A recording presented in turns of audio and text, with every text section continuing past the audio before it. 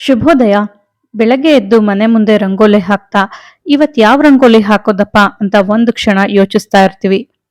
ಇಲ್ಲಾಂದ್ರೆ ಯಾವ್ದಾದ್ರೂ ಗೊತ್ತಿರೋ ಒಂದ್ 4 ರಂಗೋಲಿನೇ ರಿಪೀಟ್ ಮಾಡ್ತಾ ಇರ್ತೀವಿ. ರಂಗೋಲಿ ನೋಡೋದಕ್ಕೆ ಸಿಂಪಲ್ ಆಗಿರ್ಬೇಕು, ಚೆನ್ನಾಗಿರ್ಬೇಕು, ಹಾಗೆ ಕೆಲ್ಸಾನು ಬೇಗ ಮುಗಿಬೇಕು ಅಂತ ರಂಗೋಲಿನ ನಾನು ಹಾಕ್ತಾ ಇದ್ದೀನಿ.